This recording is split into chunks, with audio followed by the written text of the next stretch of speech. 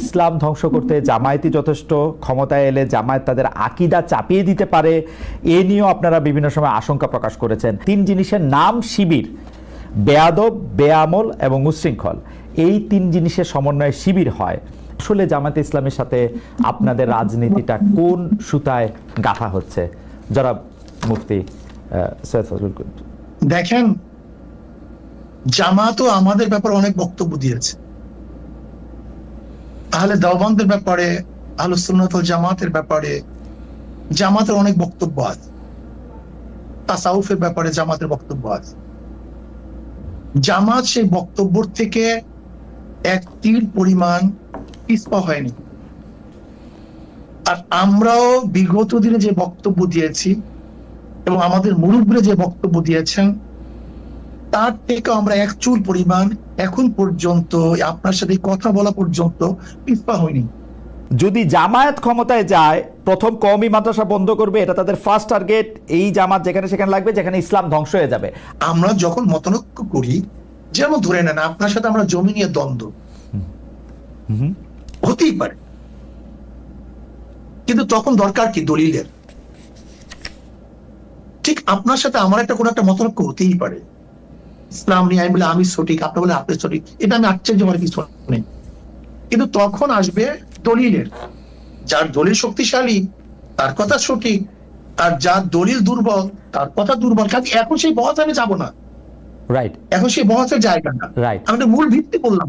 Right, মূল ভিত্তি দলিল। ওকে ওকে ওকে ওকে ওকে কিন্তু আমরা একদিন আপনার কাছে আলাদা করে শুনবো, আজকে সেটার জায়গা না। মানে দলিলও যে সাবজেক্ট টু ইন্টারপ্রিটেশন, ওইটার আমরা কি করবো? ধরেন আপনার ইন্টারপ্রিটেশন আর আরেকজনের ইন্টারপ্রিটেশন একই দলিলের যে আলাদা হইতেছে, সেইটারও আমরা আসলে কি করব?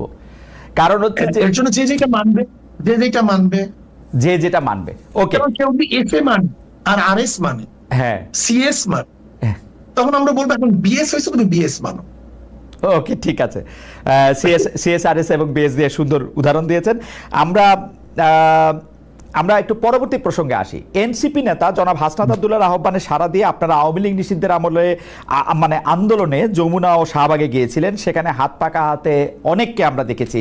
সরকার আওয়ামী লীগের কার্যক্রম নিষিদ্ধও করেছে, কিন্তু এরপর থেকে সোশ্যাল মিডিয়ায় অনেকে আলোচনা করছেন, আমাদের ঘোষণায় অনেকে মন্তব্য করেছেন, ইসলামী আন্দোলন বাংলাদেশ গত 15 বছরের সুবিধাভোগী, অর্থাৎ আপনারা গত 15 বছরে সুবিধা নিয়েছেন। বিএনপি জামাত বর্জন করেছে এমন কিছু স্থানীয় নির্বাচনে আপনারা অংশ নিয়েছেন। আপনাদের অনুষ্ঠানে সাবেক তথ্যমন্ত্রী, যাকে আসলে নানা মানে পররাষ্ট্রমন্ত্রীও বটে, যাকে নানা অভিধায় অভিহিত করা হয়, সেই ডক্টর হাসান মাহমুদের মতো প্রভাবশালী বিতর্কিত আওয়ামী লীগ নেতার পুরনো ভিডিও এখনো আমরা দেখতে পাচ্ছি, যেখানে তারা আপনাদের সঙ্গে বসে আছেন। কেউ কেউ এমন মন্তব্য করছেন, যখন যারা ক্ষমতায় থাকে আপনারা তাদের সঙ্গে তাল মিলিয়ে চলেন। একটু আপনার মন্তব্য শুনবো। এইটা ভুল বলছেন। যখন যারা ক্ষমতায় থাকে, ইসলামী আন্দোলন তাদের সমস্ত সমস্যাগুলি, দুর্নীতিগুলি তুলে ধরে, এটা বলতে পারেন। আচ্ছা, আপনি কি দেখেছেন সেখানে শুধু হাসান মাহমুদকে, সেখানে কি বুলু সাহেবকে দেখেন নাই? দেখছি, আমার পাশে দেখছি। সেটা বললেন না কেন? না, বুলু সাহেবকেও দেখছি। হাসান আমার স্বরাষ্ট্রমন্ত্রীর সাথে, স্বরাষ্ট্রের সাথে। জি, আপনি বলেন, আপনি শেষ করেন, তারপর আমি বলবো। আমি শেষ করি। আপনার হাসান মাহমুদ সাহেবের সাথে আমার বক্তব্য মানে আমাদেরকে বসতে দেখছেন, কিন্তু তারপরে আমি যখন বক্তব্য দিয়েছি, তখন যে এই বক্তব্য দিয়েছিলাম সেটা তো তুলে ধরলেন না। ওই একই স্টেজ আপনি দেখুন সেই বক্তব্য, যে আপনারা বিএনপি বলছেন আমরা এইটা করছি, আওয়ামী লীগ বলছেন আমরা এইটা করছি, কিন্তু কে কত দুর্নীতি করছেন সেটা তো বললেন না। ওই স্টেজে বক্তৃতা দিয়েছি, আপনি শোনেন সেই বক্তৃতা।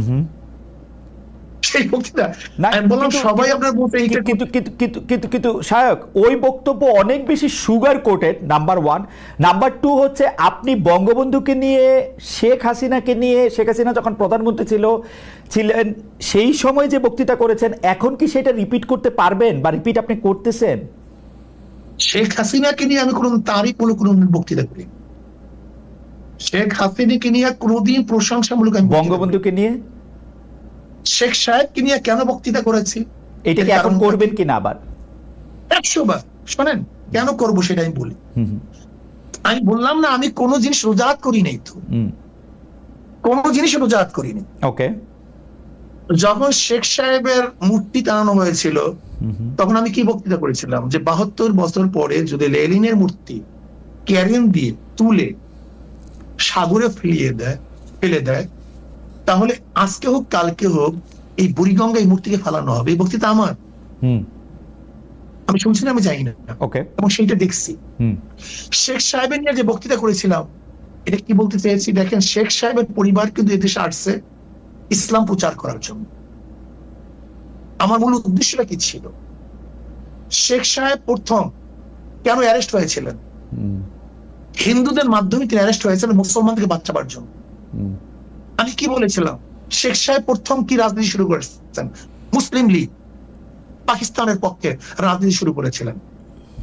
শেখ সাহেব তিনি এইটা করছেন সেইটা করছেন বলছিলাম কেন? নাস্তিকরা শেখ সাহেবকে ধর্মনিরপেক্ষবাদ নাস্তিক পন্থী বানাবার চেষ্টা করছিল। আমি আওয়ামী লীগকে তখন স্মরণ করে দিতে চাই, মূল ভুলবেন না, এদের পরিবার ছিল ইসলামের দাওয়াতে, কিন্তু সেখান থেকে ভেঙে যদি তারা নাস্তিকতাবাদ ধর্মনিরপেক্ষবাদ চাপিয়ে দেয় তার মানে নিজের সাথে সে আত্মঘাতী করছে। ওই সময় শেখ হাসিনাকেও আপনি তারিফ করেছিলেন ওই একই বক্তব্যে, আপনি একই লাইনে বলেছিলেন যে শেখ হাসিনাও সেই বাবারই উত্তরাধিকার। আমার যদ্দূর মনে পড়ে, আমি একটু আগে শুনেছি, এবং তিনিও একই রকম ভালো মুসলমান, তিনি ভালো কাজ করছেন। এটা বলিনি, আমি বলছি সেই পরিবারে, ওকে, আমি তার পরিবারকে ইঙ্গিত করে তাকে সজাগ করতে চেয়েছি যে আপনার বাবা দাদা এদিকে মুসলমান, তারা পীর ছিলেন, তারা দাওয়াত দিয়ে এসছেন, আপনি ইসলামের খেলাফ, ইসলামের বিরোধী কোনো কাজ করতে পারেন না। যেরকম কোন ছেলেকে কেউ যদি সতর্ক করায় তখন তার বাপ দাদার কথা বলে, তোমার বাবা এরকম ছিল, দাদা এরকম ছিল, ওকে, তুমি এই কাজ করতে পারো না। আমার এটি উদ্দেশ্য ছিল। কিন্তু সাহেব, আপনি correct me if I am রং, আপনি কি ওই সময় সাবেক প্রধানমন্ত্রী সরকারের শেখ হাসিনার বা শেখ হাসিনা সরকারের এই 3টা খারাপ নির্বাচন, সীমাহীন দুর্নীতি, এগুলি নিয়ে আসলে কোনো এরকম একটা অবস্থান নিয়েছিলেন যেটা আপনার শক্তি দিয়ে আপনি আসলে নিতে পারতেন?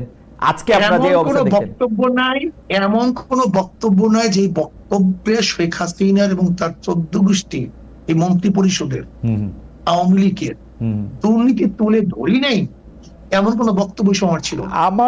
আমার একটা রিডিং হইলো আপনারা সেই সময় প্রধান শত্রু হিসাবে গণ্য করতেন হচ্ছেন জামায়াতে ইসলামীকে, তারপরে আওয়ামী লীগের মন্ত্রীদের কিছু দুর্নীতির কথা আপনি বলতেন, কিন্তু বাংলাদেশের যে মানুষের উন্নয়ন, বাংলাদেশের মানুষের সুবিধা, সেগুলির কথাও বলতেন।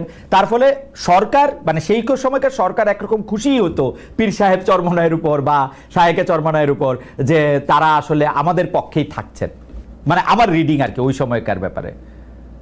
না, সেই রিডিংটা কেন আপনার মধ্যে অনুভূতি কেন হয়েছিল?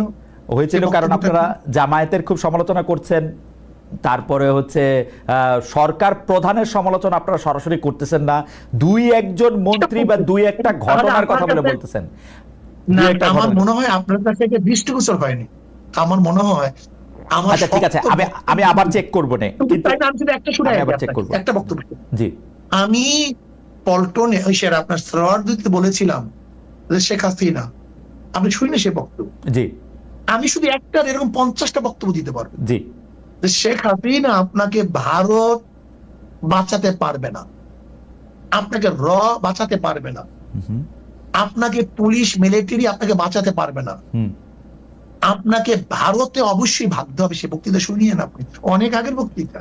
আচ্ছা ঠিক আছে, আপনি যদি বলে থাকেন সেটা আপনার, মানে শেখ হাসিনার দুর্নীতি বা শেখ হাসিনা এইরকম খারাপ 3টা নির্বাচন দিয়েছে, এটা যদি আপনি বলে থাকেন সেটা ঠিক আছে।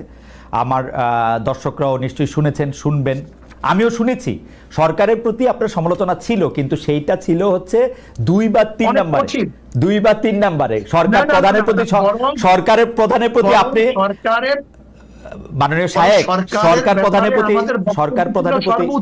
ইউ ওয়্যার সফট, সরকার প্রধানের প্রতি। না, ভুল, এটা ভুল, এই মেসেজ আপনার কাছে সম্পূর্ণ ভুল। আচ্ছা ঠিক আছে, সম্পূর্ণ ভুল। আচ্ছা, আমি পরবর্তী প্রশ্নে আসি। সরকার প্রধানের ব্যাপারে আমি যে মন্তব্য করেছি এরকম বক্তব্য আজ পর্যন্ত কেউ দেয়নি। আচ্ছা, আমি একটু পরবর্তী প্রসঙ্গে আসি।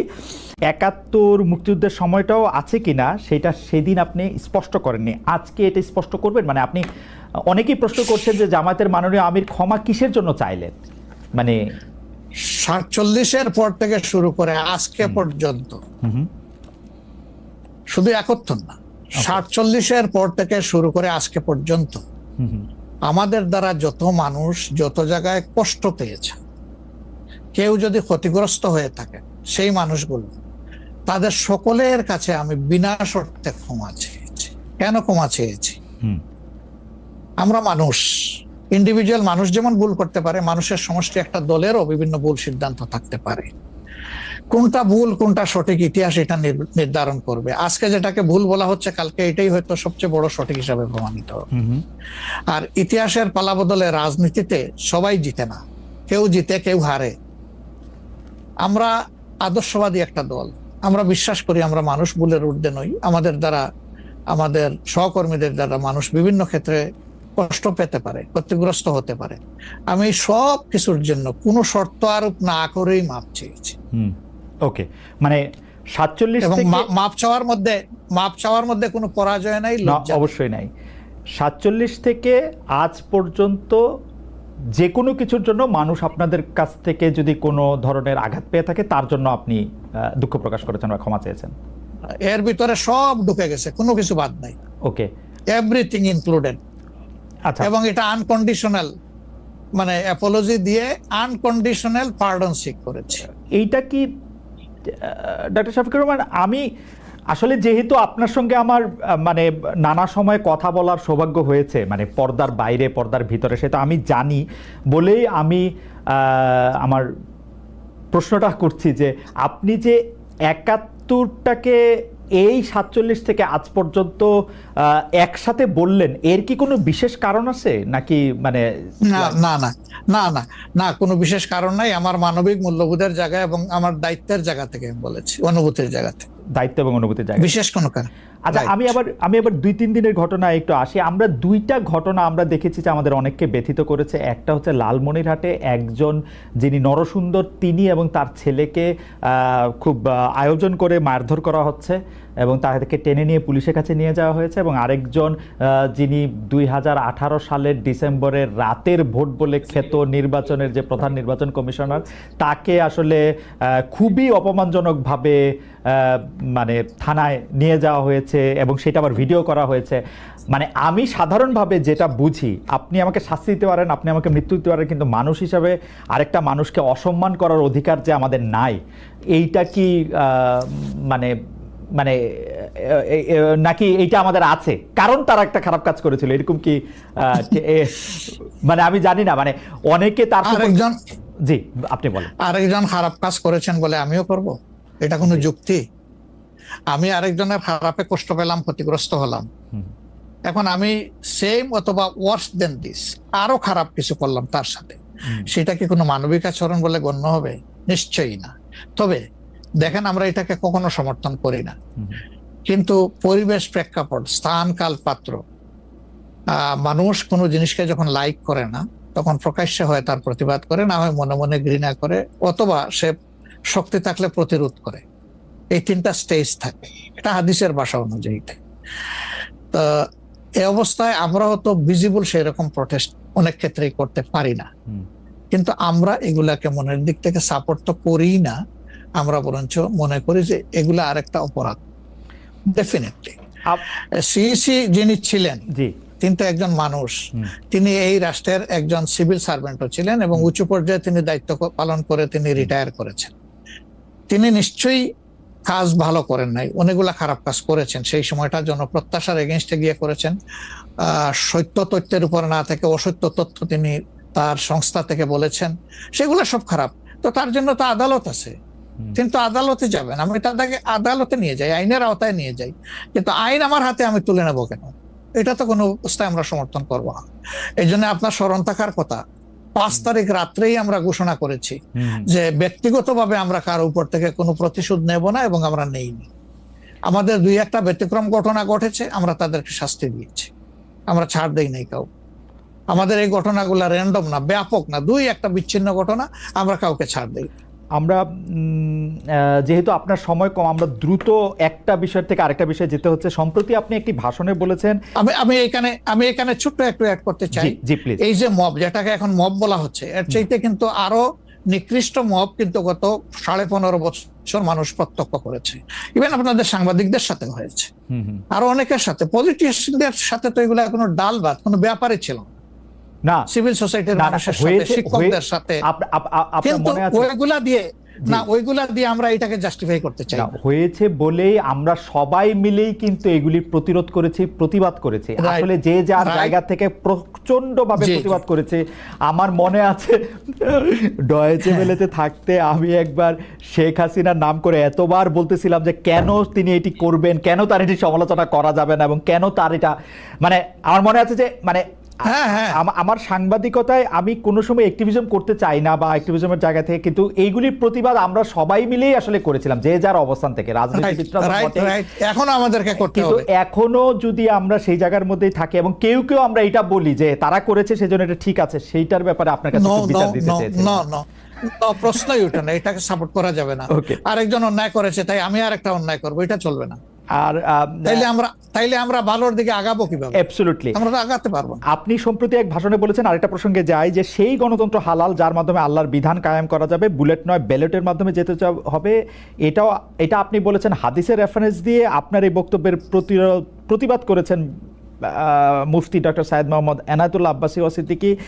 রোববার ফেসবুক এক পোস্টে দাবি করেছেন যে তিনি হাদিসের সুস্পষ্ট অপব্যাখ্যা করেছেন। আপনি এক লাইনে আবার একটু ব্যাখ্যা দিবেন কিনা? আমি হাদিসের দেই নাই। আমি বলেছি যে ডেমোক্রেটিক যে প্রসেসটা, এটা রাসূল করিম সাল্লাল্লাহু আলাইহি সাল্লামের পরে যারা রাষ্ট্র পরিচালনা করেছেন খোলাফায়ে রাশিদিন, তাদের সময় ছিল, এবং এটা বাস্তবতা আমরা সবাই জানি। হযরতে ওমর খুতবা দিতে দাঁড়াইছেন, সাধারণ মুসল্লি বলছে আমি আপনার খুতবা শুনবো না। কেন শুনবেন না? ওই যে আমরা কুশাগার থেকে কাপড় পাইলাম, আমার কাপড়ে লম্বা জামা হইলো না, আপনারটাই লম্বা জামা হইলো কেমনে? এই তো সেম কাপড় দেখতেছি। তখন তিনি তার ছেলে আব্দুল্লাহ ইবনে ওমরকে বলেছিলেন, বাবা তুমি এবার জবাব দাও। তিনি দাঁড়াইয়া বললেন যে দেখেন, বাবা তো রাষ্ট্রের দায়িত্বশীল, তার সাথে বিভিন্ন বিদেশি প্রতিনিধি দল আসে, এই রাষ্ট্রের সম্মানে আমি বাবাকে বলেছিলাম যে বাবা আমাদের পোশাক 2 টুকরা করে কাটার দরকার নাই, আপনি অনুমতি দিলে আমি কুশাগারকে রিকোয়েস্ট করতে চাই যে আমাদের 2 পিস না কেটে দিয়ে দেওয়ার জন্য, সেটা দিয়ে আপনি জামা বানাবেন। তো আমার বাবা এবং আমার 2 পিস মিলে উনার 1 পিস হয়েছে, এবং তাই উনার জামা লম্বা। তো লোকটা বসে আল্লাহ শুকরিয়া আদায় করে বললেন যে খলিফাতুল মুসলিমিন, এবার আপনি আপনার খুতবা দেন, আমি শুনবো, মন ভরে শুনবো। তো এই দেখেন, এটাই তো বিউটি অফ ডেমোক্রেসি। ওই যে আপনি ফ্রিডম অফ এক্সপ্রেশন বললেন, এর চাইতে ভালো ফ্রিডম অফ এক্সপ্রেশন কোথায় পাবেন আপনি? আমি বলেছি যে না, গণতন্ত্র হচ্ছে এটা কোনো ইজম না, এটা আপনি নিজেও জানেন। গণতন্ত্র কোনো মতবাদ না, it's a way to establish your ism. আপনি যেটা চয়েস করেন, এটা ক্যাপিটালিজম হইতে পারে, সোশ্যালিজম হইতে পারে, কমিউনিজম হইতে পারে, এরকম যেটাই হোক সেটা আপনি করবেন। কিন্তু এটা একটা ওয়ে, এই বাহনের উপরে আপনি চড়ে যাবেন। সেটা যদি আল্লাহর দিন কায়েমের উদ্দেশ্যে হয়, তাহলে অবশ্যই এটা মুসলমানদের জন্য হারাম হওয়ার কথা না। এখন আমার কথার সাথে তো ডিফার করতেই পারেন, উনি একজন লার্নেড মানুষ, আমি তাকে রেসপেক্ট করি, এবং কারো ডিফারেন্সটাকেও আমি রেসপেক্ট করি, কারণ এটা না হলে তো আপনার ফ্রিডম অফ এক্সপ্রেশন থাকবে না, এবং মাল্টিকালচারাল সোসাইটিও বিল্ড আপ করা সম্ভব হবে না। আচ্ছা, অ্যাবসলিউটলি ফাইন। আচ্ছা, আপনি শুক্রবার একটা দলীয় কর্মসূচিতে বলছেন যে দিন কায়েমের চেষ্টা বা প্রচেষ্টা ঐচ্ছিক নয়, মুমিনের উপর ফরজ। আরবার আপনাদের দীর্ঘদিনের একটা স্লোগান হচ্ছে এরকম, আল্লাহর আইন চাই।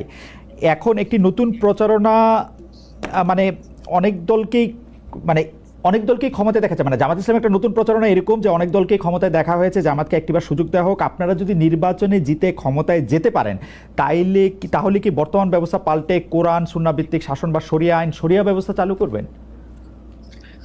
আসলে দেখেন, কোরআন সুন্নাহ ভিত্তিক মানে অনুশাসন যেটা, এটার ব্যাপারে সমাজের পারসেপশনের ভিন্নতা আছে। আমাদের বাংলাদেশের যে সংবিধান আছে, এই সংবিধানের অনেকগুলা আর্টিকেল, অনেকগুলা ধারা উপধারা কোরআনের সেন্সের সাথে পুরোপুরি